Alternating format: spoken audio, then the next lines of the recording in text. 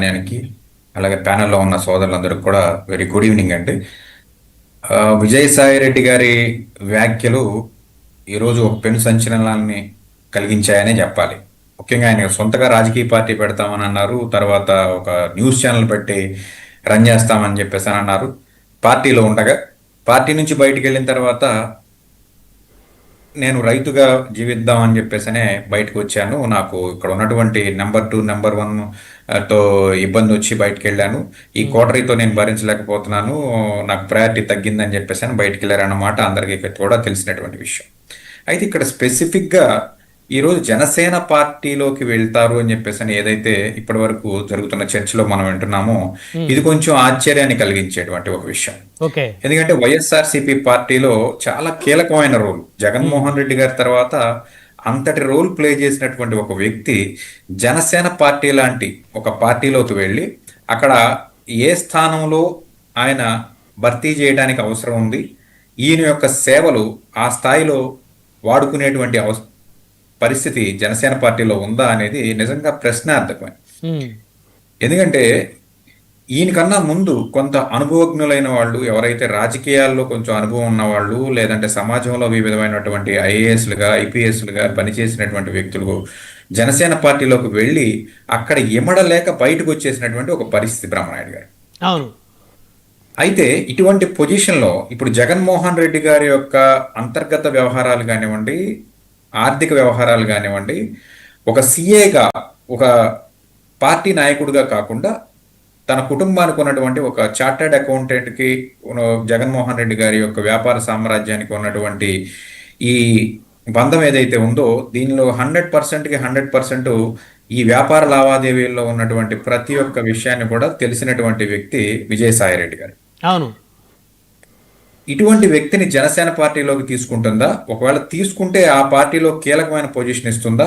ఒకవేళ ఇస్తే ఇదే పరిస్థితి రేపొద్దున వైఎస్ఆర్సీపీ పార్టీకి ఈరోజు సాయిరెడ్డి గారు చేసినటువంటి ఒక వ్యవహారం ఏదైతే ఉందో రేపు జనసేన పార్టీకి చేయకుండా ఉంటాడా అని అంటే కూడా వ్యవహారం అంటే ఏంటి? ఆలోచించేటువంటి సాయిరెడ్డి గారు వైసీపీకి ద్రోహం చేశాడనా మీ మీ ఉద్దేశం? ద్రోహం అని కాదండి. ఇప్పుడు అలిగి వెళ్ళిపోయాడు ఆయన బయటికి. ఆ, ఈ రోజు వరకు కూడా అధిష్టానం మీద ఎటువంటి ఒక్క అపవాది కూడా వేయలేదు. మీరు అంటే గమనిస్తే భయంతో వేయలేదా లేకపోతే ఇష్టంతో వేయలేదా? ఇప్పుడు జగన్మోహన్ రెడ్డి దగ్గరికి ఏనాటికైనా సాయిరెడ్డి గారు చేరవలసిందే. కాబట్టే నేరుగా ప్రత్యక్షంగా జగన్మోహన్ రెడ్డి గారి మీద విమర్శలు అయితే ఈ రోజు వరకు చేసినటువంటి పరిస్థితి కాదు. ఉమ్, మరొకటి ఏంటంటే ఇంత అంతర్గతమైన వ్యవహారాలు తెలిసినటువంటి వ్యక్తిని ఉమ్, ఏ పార్టీలో కూడా తీసుకోవడానికి భయపడతారు. ఖచ్చితంగా ఇప్పుడు విజయసాయి రెడ్డి లాంటి వ్యక్తిని తీసుకుని జనసేన పార్టీలో అదే నెంబర్ 2 పొజిషన్ ఇవ్వగలుగుతారా? లేదా జనసేన పార్టీలో ఉన్న కోటరీ కింద, జనసేన పార్టీలో కూడా ఒక కోటరీ ఉందిగా, ప్రతి ఆ రాజకీయ కోటరీ పార్టీలో కోటరీలు ఉంటాయి, అది కామన్. వైఎస్ఆర్సీపీలో ఆ కోటరీ నచ్చకే కదా నువ్వు బయటకు వచ్చింది. మళ్ళీ జనసేన పార్టీలోకి వెళ్ళి ఒక కొత్త పార్టీలో కొత్త తరం వచ్చినటువంటి చిన్న చిన్న రాజకీయ నాయకుల ముందు ఈయన ఎలా ఇమడగలుగుతాడు అనేది ఇక్కడ ప్రశ్నార్థకం. కాబట్టి జనసేన పార్టీలోకి విజయసాయి రెడ్డి గారు వెళ్తారు అని చెప్పేసి నేనైతే అనుకోవట్లేదు. రెండోది, ఇలాంటి వ్యక్తుల్ని పవన్ కళ్యాణ్ గారు కూడా దగ్గర తీస్తాడని కూడా నేను అనుకోవట్లేదండి. ఎందుకని? ఎందుకంటే ఈయనేమి ఎలక్టోరియల్ పాలిటిక్స్ ని ఫేస్ చేసినటువంటి ఒక వ్యక్తి కాదు. ప్యూర్గా కమర్షియల్ పాలిటిక్స్ ని ఎస్టాబ్లిష్ చేసిన వ్యక్తి. ఎస్, ఆ కమర్షియల్ పాలిటిక్స్ ని ఎస్టాబ్లిష్ చేయడానికి జనసేన పార్టీలో చాలా మంది నాయకులు ఉన్నారు. ఎవరున్నారు? ఎందుకు లేరు, పేర్లు ఎందుకు లేండి అప్రస్తుతం.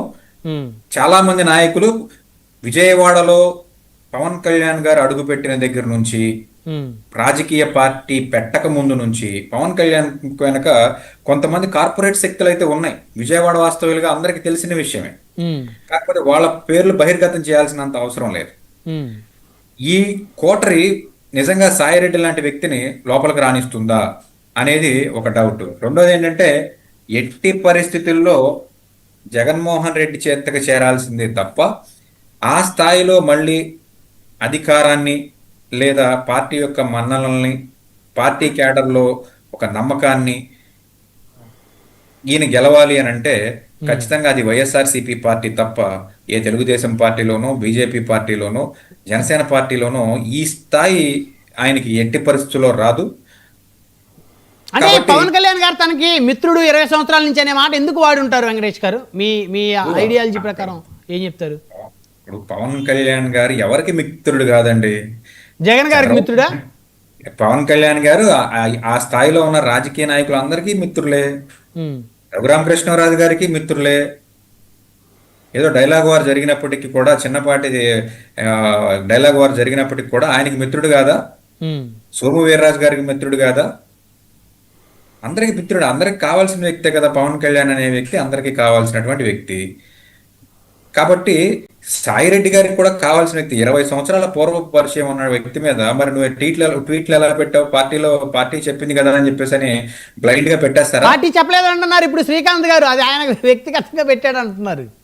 అది ఇప్పుడు అంటున్నారు కదా, పార్టీ లైన్ బట్టి ఏదైనా చేస్తే చేసి ఉండొచ్చు అని చెప్పేసి అంటున్నారు కదా. పార్టీ చెప్పినంత మాత్రాన 20 సంవత్సరాల నీ యొక్క ఫ్రెండ్ మీద, 20 సంవత్సరాల పరిచయం ఉన్నటువంటి ఫ్రెండ్ మీద ఎలా పెడతారండి? కాబట్టి ఇవన్నీ కూడా జగన్మోహన్ రెడ్డి దగ్గరికి మళ్ళీ చేరడానికి, లేకపోతే జగన్మోహన్ రెడ్డికి నేను ఇంకా వేకెంట్ గానే ఉన్నాను, నేను ఏ పార్టీలోకి వెళ్ళట్లేదు, సో నువ్వు పిలిస్తే ఒక అడుగు దిగి నువ్వు పిలిస్తే నేను వచ్చి చేరిపోవడానికి రెడీగా ఉన్నాను అని చెప్పేసి అని చెప్పడం లాగా ఉంది మీడియా ముఖంగా. రైట్, ఖచ్చితంగా జరిగేదైతే ఇదేలాగా కనపడుతుంది. చూద్దాం ఏం జరుగుద్దో. సుజాత్ గారు శ్రీకాంత్ గారు ఇందాక చేసినటువంటి వ్యాఖ్యలు ఏవైతే ఉన్నాయో, జనసేన పార్టీలోకి ఆయన చేరబోతా ఉన్నారు, ఆయనకి బెర్త్ కన్ఫామ్ అయిపోయింది అని చెప్పేసి చేశారు.